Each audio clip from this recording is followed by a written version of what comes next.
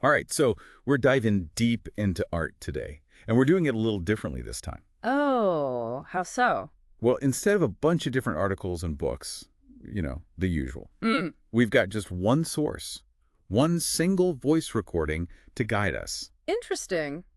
That's pretty unique. What's the recording called? It's just labeled 29 Octode 10.8m.mp3, no fancy title or anything. Cryptic. But hey, I'm all for a little mystery. Me too. Yeah. Especially when it comes to art, right? And this recording, let me tell you, it packs a punch. It gets into some deep stuff about like how art ties into our emotions and even how it's this key ingredient to culture, maybe even survival. Survival. Okay, now you've got me really Yeah, curious. right. So Yeah. the recording dives right in, defining art as this way of expressing emotions, through creative things we do. Right, like painting, sculpting. Exactly. Dance, theater, the whole shebang. Right. But it throws in this curveball. It says that what society actually considers art is just what we collectively agree on. Well, yeah, when you think about it, there's no like official rule book for art, right? No, totally. So it's more about like this shared understanding, Mhm. but one that changes over time too. Absolutely. I mean, what was considered shocking or totally out there a century ago might be totally normal today. Think about photography. Back in the day, there were huge debates about whether it was even real art. Oh, yeah. And now look at it. Totally accepted and even pushed further by things like digital art, AI generated stuff. It's wild how it all evolves, isn't it? Right. It makes you think what will be considered art in another 100 years, Exactly. The possibilities are endless as long as we keep pushing those boundaries. Speaking of pushing boundaries, the recording has this beautiful line it calls art, a beautiful melody of the mind. Ooh, I like. Yeah, right. And then it says art helps us grow and discover ourselves. Now, I know you've spent a lot of time thinking about art. What does that mean to you?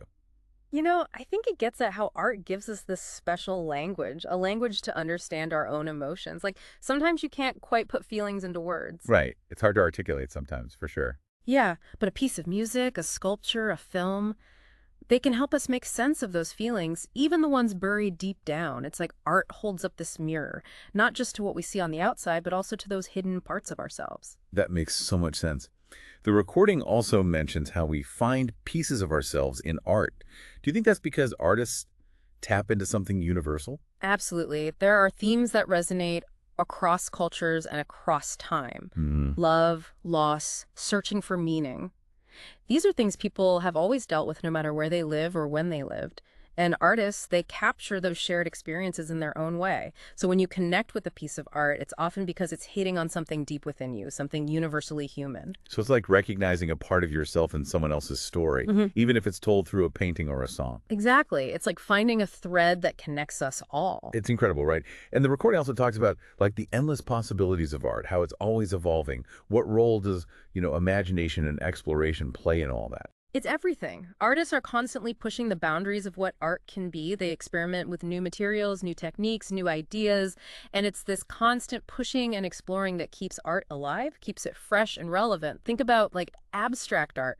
It completely shook things up. It challenged our whole idea of what a painting should be. Right. It's not about depicting reality exactly as it is. It's more about expressing an idea, a feeling. Exactly. And that opened up all sorts of new ways to experience and understand art. It's mind-blowing when you think about it, Yeah.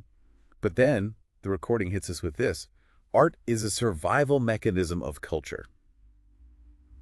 Okay, now, how can something as like abstract as art be tied to survival? Well, think about how cultures pass down their values, their stories, their beliefs from one generation to the next. Art plays a huge role in that. Oral storytelling traditions, those dances that are passed down through families, folk songs, they all carry this weight of knowledge and history. Right, like those songs that have been sung for generations, they hold so much meaning. Exactly. And so, in a way, art becomes this living memory of a culture.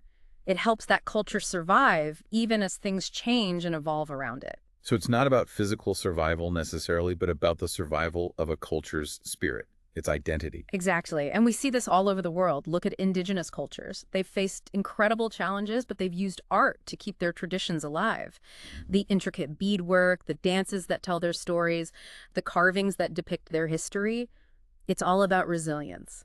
It's amazing how art can be this powerful force, not just for beauty and expression, but also for preserving and transmitting culture. It's truly woven into the fabric of who we are as human beings. Absolutely. This deep dive has been so insightful. Art is so much more than just, pretty pictures or nice sounds. It's this powerful tool for expressing ourselves, understanding our emotions, connecting with each other, and preserving our cultures. It's a force to be reckoned with. And that brings us to a final thought for you to ponder. If art plays such a vital role in a culture's survival, what happens when a society starts neglecting its art? What happens when it stops valuing artists and their work? It's something to think about, something to explore further as you continue your own journey into the world of art.